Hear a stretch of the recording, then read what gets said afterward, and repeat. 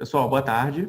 Na intenção de manter um acompanhamento próximo nessa crise e nossos clientes bem informados, estamos tomando a iniciativa de fazer conversas com os principais gestores do mercado. Nesse sentido, estamos hoje com Marcos Molica, gestor macro da Opportunity Asset. Boa tarde, Marcos. Primeiro, obrigado, Quero agradecer o seu tempo, sua disponibilidade. Você quer falar um pouquinho do seu histórico, do seu trabalho? Boa tarde, obrigado pela oportunidade de falar com vocês. Estou aqui à disposição para tirar qualquer dúvida. Eu sou gestor responsável pelos fundos multimercados do Opportunity, o Opportunity Total e o Opportunity Market, e também dos fundos de previdência. Eu tenho um histórico longo no mercado, estou no mercado desde 96, já passei por algumas crises. Recentemente me juntei ao Opportunity há 2 anos atrás para tocar esses fundos, e a gente está desenvolvendo um trabalho aí de tornar esses fundos aí acessíveis ao público e a gente fazer um trabalho de divulgação aí do fundo. Legal. Eu tenho uma formação de economista, sou economista PhD pela Universidade de Chicago. Passei por algumas casas grandes, pela BlackRock, pela BTG, e agora assim, a gente está à frente desse multimercado, tentando trazer toda a experiência nossa aí de trading e de vivência em algumas crises para tentar atravessar esse momento. Bacana. E como é que vocês estão enxergando esse cenário atual? O que vocês estão esperando daqui para frente? E aí, já emendando na pergunta, você vê algum paralelo dessa crise de agora com a crise que a gente passou em 2008? Olha, eu vou responder a segunda primeiro. Essa crise ela tem uma natureza bem diferente, apesar dos movimentos de mercado terem alguma similaridade, e também a velocidade das correções e o estresse nos mercados, mas eu acho que a natureza da crise, a essência da crise é um pouco diferente. Lá em 2008, você tinha um problema dentro do sistema bancário. Então, os bancos estavam lotados com papéis de procedência aí duvidosa, que acabaram tendo um nível de default muito mais alto do que era a expectativa, então viraram podres dentro das carteiras dos bancos, e isso num contexto de alavancagem muito excessiva. Então, os bancos tinham balanços alavancados e tinham estruturas montadas fora do balanço, que eram estruturas que não estavam sendo monitoradas pelas autoridades, aí, pelo Fed, os principais aí, reguladores do mercado. E essas estruturas eram extremamente alavancadas, e quando você começou a quebrar essas estruturas, você teve que trazer para dentro do balanço dos bancos, e aí você teve um problema. Todos os bancos estavam quebrando. Então, ali teve que ter uma intervenção muito grande do Fed para injetar liquidez no sistema e vários instrumentos para tentar aliviar essa pressão que deu no balanço dos bancos. Aqui, a natureza é diferente. De lá para cá, você teve um avanço regulatório muito grande de limitar a tomada de risco pelas instituições financeiras. Então, você teve o Dodd-Frank, Basileia III, esses mudanças regulatórias, eles limitaram dramaticamente a capacidade dos bancos de tomarem risco. Então, a gente chegou aqui com bancos com um balanço bem mais saudável daquela vez, do que a gente estava lá atrás. E aqui, o que está acontecendo é uma crise de confiança. Você estava numa situação, foi um choque de uma natureza completamente desconhecida, um vírus que você não sabia, do ponto de vista médico, você não entende completamente a dinâmica do vírus, de como como dá a contaminação, que pessoas que são mais atingidas, se existe imunização da população, qual a velocidade de contágio. Então, tudo isso a gente foi aprendendo no meio da crise, e isso criou uma incerteza econômica muito grande e acabou acabando com o horizonte de previsibilidade do mercado, e isso que causou essa grande queda dos ativos financeiros. Então você teve uma incerteza gigante e, obviamente, quando você tem uma incerteza desse tamanho, você acaba contaminando todos os canais. As bolsas, você percebeu que tinha uma alavancagem grande, caíram muito rapidamente, acho que foi a queda mais violenta que a gente viu na história das bolsas, e começou a contaminar os canais de crédito. Vários spreads aí, clássicos aí, high yield nos Estados Unidos, na Europa, emerging markets, tudo isso ficou contaminado porque nessa incerteza você congelou o crédito em todas as instâncias. Então a economia começou a parar. O que a gente enxerga agora nesse momento? Do ponto de vista de políticas econômicas, tanto fiscal quanto monetária, a gente acha que teve uma atitude muito ativa aí dos bancos centrais e do Tesouro, do Congresso dos principais países. Então, o Fed ele acionou uma série de medidas, muitas delas tinham sido usadas lá atrás, que você teve um aprendizado sobre isso. Cortou os juros a zero, mas essa foi a parte menos importante. Retomou um programa de recompra de Treasury e MBS, está intervindo diretamente nos canais de crédito, injetando liquidez na economia, está recomprando criando estruturas para recomprar títulos privados. Então, tudo isso deu uma aliviada. A gente acha que de política monetária foi bastante agressivo a atitude do Fed. O ECB foi na mesma linha, o Banco da Inglaterra foi na mesma linha, o Banco do Japão foi na mesma linha. Então, as autoridades monetárias a nível global, elas reagiram de maneira muito agressiva. Do ponto de vista fiscal, a gente está vendo pacotes inimagináveis, né? Estamos nas vésperas aí de aprovar um pacote americano que vai ser da ordem de quase 10% do PIB americano. É uma coisa absolutamente inédita e com essa velocidade.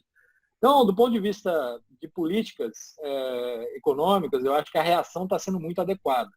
Isso dá um certo conforto de que vai atenuar os efeitos da crise. Aí restam a dúvida sobre o problema em si. Então, a primeira dúvida é como que é a curva de contágio nos países. A gente está começando a aprender essa dinâmica. A gente teve já alguns casos que já estão bem avançados. Teve o exemplo da China, da Coreia, onde foram muito bem sucedidas as medidas de controle. E você tem um caso mais preocupante, que são os casos da Europa, principalmente da Itália, que tem uma curva muito preocupante, né? A velocidade de disseminação muito rápida e muitas mortes. Então a gente está entendendo o que foram os erros, o que está acontecendo nesse país. Na Itália está começando a chegar num ponto de inflexão da curva. A gente pode ter notícias positivas aí nos próximos dias, até o final da semana que vem. A gente acha que vai ter uma inflexão. Uma inflexão quer dizer, vai continuar crescendo, mas a taxas decrescentes. Isso mostra um controle e que as medidas de lockdown, né, de diminuição do contato social, elas estão surtindo efeito. Então, isso dá um alento. Um outro, e eu acho que esse é o ponto mais importante, que começou a discussão essa semana, que trouxe um alívio para o mercado, foi assim, a extensão que a gente vai ficar nessa quarentena. Esse é um ponto bastante relevante, porque se você estender isso indefinidamente, as economias não aguentam. Nem esse estímulo dessa magnitude vai ser suficiente para parar a depressão que a gente está começando a entrar. Então, você pega o caso, sei lá, pega um comerciante comum. O cara, se ele souber que vai ser um mês só de parado, ele segura o empregado, como continua pagando as contas. Você falar para ele que é 6 meses, muitos não vão aguentar, já vão começar a demitir já. E não vão pagar dívida, a economia vai entrar em colapso. Acho que as autoridades começaram a perceber isso, principalmente nos Estados Unidos, começou com o discurso do Trump. Eu acho que agora a gente está na página de tornar esse lockdown, dar um horizonte para ele. O Trump mencionou até o começo da Páscoa aí, que daqui a 2 semanas, e a partir dali você começar a fazer uma quarentena mais seletiva. Ou seja, porque a gente sabe que essa doença, ela tem uma taxa de mortalidade praticamente concentrada nos idosos e em pessoas com dificuldades respiratórias e algum problema no sistema imunológico. Então, a ideia é você tentar colocar em quarentena esses grupos de maior risco e fazer com que os grupos que não têm que a mortalidade é baixíssima, muito perto de zero, voltem à atividade econômica, para a economia não parar e a gente começar a dar um horizonte para a coisa voltar a funcionar. Então, isso eu acho que foi o principal turning point dessa semana que a gente viu, fora os estímulos que eu mencionei. Eu acho que essa percepção de que tem uma data delimitada para acabar e que vai ser, que é possível fazer um lockdown seletivo, eu acho que isso deu um ânimo para os mercados aí. A gente está cauteloso ainda, porque a gente acha que é muito difícil implementar isso. A lógica faz muito sentido, faz muito sentido também você não parar a economia de uma vez, mas como que você faz essa quarentena seletiva? É um problema logístico bastante complicado. E se você por acaso errar e começar a aumentar dramaticamente o número de mortos, nenhum político vai aguentar a pressão. Então, assim, a gente acha que tem dificuldade de implementação, acho que tem que tomar cuidado. Acho que o problema não está resolvido ainda. Vai ter muita volatilidade no mercado nas próximas semanas. Mas, assim, eu acho que a discussão está bem encaminhada. A gente está indo no caminho certo. A gente está mais tranquilo que a discussão dessa parte sanitária está no caminho certo. E, além disso, a gente até tem uma esperança de que os antivirais comecem a dar mais resultados. Tem um antiviral sendo testado aí, tem resultados preliminares animadores. O FDA americano, que é o órgão aí que controla novos medicamentos, liberou para uso contra o coronavírus. Então, é uma esperança. Isso também ajuda a diminuir o impacto nesses grupos de maior risco. Tudo isso eu acho que dá um ânimo para a gente e dá um horizonte. Mas, assim, as coisas não estão resolvidas ainda, tem muito risco, muita volatilidade. A gente está tentando surfar esse momento. Legal. E aí, emendando na sua resposta, né, de que as volatilidades ainda estão muito altas no mercado. Tem um consenso hoje, né, quase consenso hoje, que a Bolsa está muito barata, ficou bastante barata, né, após essa queda. Você acha que passando esse pior momento, né, ou seja, a gente resolvendo esse problema da inflexão na curva, de repente a hidroxicloroquina fazendo efeito, quanto tempo o mercado tende a voltar rapidamente, né, tendo em vista todos esses estímulos?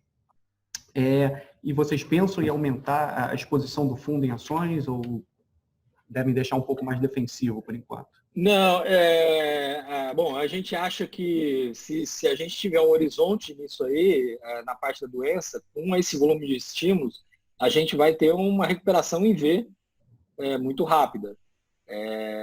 Porque, assim, é um efeito transitório e todo, como eu disse, né, não tinha nenhum problema de ativos podres dentro do sistema financeiro, a economia estava saudável, as coisas estavam funcionando bem. Foi um choque. Se você dizer que você vai conseguir resolver, eu acho que volta rápido. Bem rápido. Então, a gente está com a cabeça aqui. A gente vem, nos últimos, quando a gente começou a ver essas notícias, aumentou muito pouquinho a exposição, um pouco nos Estados Unidos.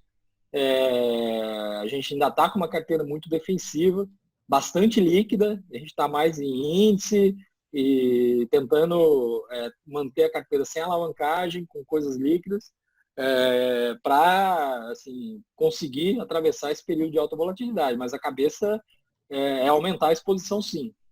A gente já o fez um pouco, mas está indo de maneira muito lenta. Tá? A gente não está com pressa de fazer isso. A gente acha que precisa ter mais confiança de que esse processo. Eu prefiro perder o rally inicial, porque eu acho que o rally vai ser grande. Então, acho que a gente tem que ter um pouco de cautela nesse momento. Legal. Bom, o mercado está bem disfuncional, né? Assim, eu acho que não tem nenhuma classe de ativos onde a gente tenha ganhando dinheiro, assim, óbvio, né? Digamos, até a renda fixa tem sofrido bastante muito por conta de resgate. Vocês já tinham alguma posição defensiva na carteira antes de começar essa crise toda, como, sei lá, alguma exposição em ouro ou em dólar? Ou pensam em fazer daqui para frente? Não. A nossa cabeça sempre, esse é um estilo. A gente a gente prefere sempre diminuir as posições do que ficar com hedges que ficam também disfuncionais nesse momento. Então, quando a gente entrou nessa crise, a gente já estava com uma carteira, que a gente vinha diminuindo a exposição. A gente estava achando que a bolsa estava esticada, que o juros estava sem prêmio, e a gente vinha com uma exposição bem abaixo do que a gente rodou no final e começo do ano. Então, a atitude nossa mais defensiva foi tentar reduzir as posições. A gente acha que nesse momento está difícil comprar dólar. Assim, eu acho que o dólar está num nível muito esticado. Obviamente, sempre pode andar mais, não tem dúvida, mas também você tem do outro lado o Fed oferecendo linhas de liquidez em dólar para todos os bancos centrais, e o Banco Central aqui, meio ainda timidamente, ainda não do jeito que a gente gostaria de ver, mas vendendo dólar em quantidades razoáveis. Então, parece ser um hedge que vai ficar meio capenga aí, indo para frente, tá? Só se tiver um estresse muito grande. Então, por isso que a gente prefere e ser mais cauteloso aí no aumento das posições e ter convicção que a gente está entrando em ativos que estão bastante descontados e que a gente tem capacidade de atravessar esse período de volatilidade. Então, a gente está na bolsa, a gente tem posição até maior na bolsa americana e a gente tem posições na curva de juros aqui, na parte mais curta, onde a gente legal. tem um horizonte de conseguir entender o que vai acontecer com o Banco Central.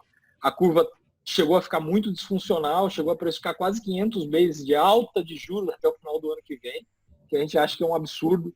Nossos economistas estão projetando inflação abaixo de 2% e crescimento negativo esse ano para o Brasil. Não faz nenhum sentido subir juros esse ano, foi o processo de desalavancagem que levou a essa precificação e o medo que se gera nessa hora. Então, falta de liquidez. Então, a gente aproveitou um pouco, tem essa posição na parte curta e tem um pouco de NTNB na parte intermediária da curva. Se você vê os yields que estão hoje, nós estamos com carrego positivo em juros real, né? O juro real está acima da taxa Selic. Então, você ainda tem o buffer da inflação.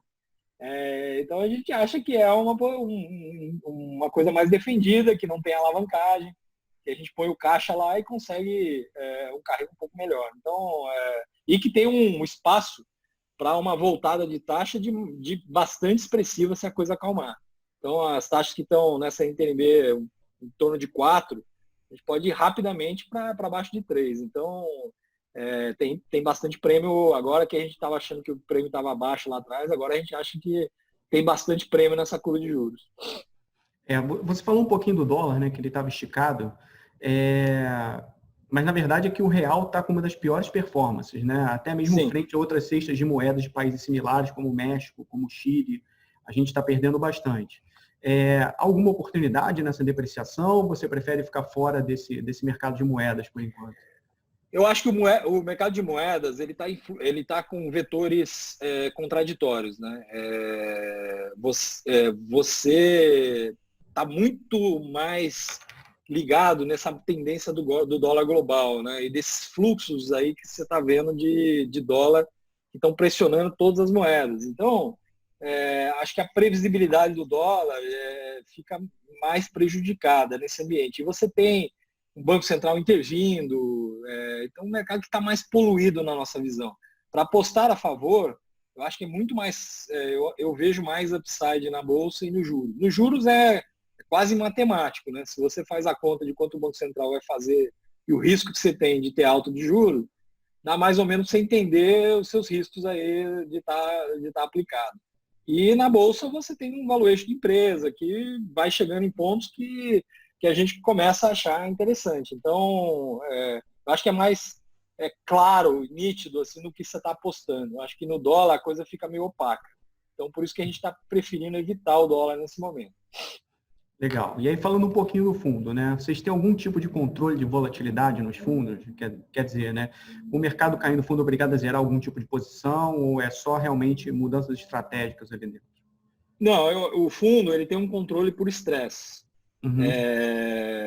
Então a gente tem que respeitar esse estresse em todo momento do tempo. Em nenhum momento aqui as posições foram forçadas a diminuir. Pelo contrário, a gente teve todo o apoio da casa, de ir fazer o melhor como se fosse o nosso dinheiro que tivesse lá. Então, e boa parte do nosso, quase a totalidade do dinheiro dos sócios estão dentro do fundo. Então, a gente está operando, tentando buscar as oportunidades, tentando também manter liquidez, tentando não ter alavancagem no fundo, para poder ter tranquilidade de surfar esse momento aí de muita volatilidade e aproveitar as distorções que estão surgindo. Então, em nenhum momento a gente foi forçado a diminuir posição pelo risco. A gente não estava com nenhuma posição que superasse aí nossos limites. Legal. Assim, muito se fala de coronavírus, né? Mas na verdade aqui a gente está surfando aí duas crises ao mesmo tempo, né? A gente tem uma crise no petróleo também, com a guerra de preços entre Arábia Saudita e Rússia. Como é que você vê essa crise? Ela impacta diretamente talvez a ação com mais liquidez da Bolsa hoje, né? Que é a Petrobras. E como uma solução poderia ser benéfica para nós, né? Eu acho que é difícil saber a cabeça do árabe e do russo, né? Eu acho que o que a gente pode falar é que também esse é um jogo estratégico entre esses dois players importantes aí. Eles estão numa tentativa aí de colocar uma ameaça crível aí para que exista uma coalizão entre os dois. Eu acho difícil sair um acordo. Eu acho que os Estados Unidos, o Trump já mencionou algumas vezes que, acalmando essa coisa do coronavírus, ele tende a procurar uma mediação para buscar aí algum tipo de acordo. Eu acredito que isso ficou um pouco, assim, quando aconteceu foi muito importante, mas agora com o tamanho da recessão global que você está gerando, eu acho que a coisa também mudou, assim, a importância relativa caiu. Eu acho que esses players também não vão ficar rasgando dinheiro indefinidamente. Eu acho que a tendência é você chegar num acordo. Acho que é possível, quando as coisas acalmarem um pouco, você sentar na mesa e tentar voltar alguma coisa. Mas a visibilidade está bem baixa nesse momento e a gente não está querendo apostar que isso vai acontecer imediatamente. Eu acho que tem problemas mais sérios pela frente aí. O problema da crise do petróleo, na verdade, era ela se escalar numa crise de crédito, né? Porque os de xisto ali nos Estados Unidos tem uns bonds ali, high yields, e o risco era eles não conseguirem pagar essa dívida, né, e isso escalar para uma crise de crédito. Eu acho que as medidas adotadas pelo Fed, elas tendem a aliviar, não é diretamente esse setor. O Fed também está criando alguns mecanismos, algumas SPVs, né, as estruturas para comprar diretamente, com garantia, com o risco do Tesouro Americano, comprar alguns ativos, alguns bonds. Eu acho que se tiver algum problema, ele pode estender para setores que foram diretamente afetados pelo coronavírus. Talvez o setor de petróleo precise de um bailout no meio dessa crise. Eu acho que, dado a disposição da autoridade monetária, do Tesouro e do Congresso americano, eu acho que alguma medida vai vir para dar um alívio temporário para esse setor, que de fato é um dos mais alavancados da economia americana. Legal. Bom, a gente viu aí 2 dias de alta forte, né, nos mercados globais.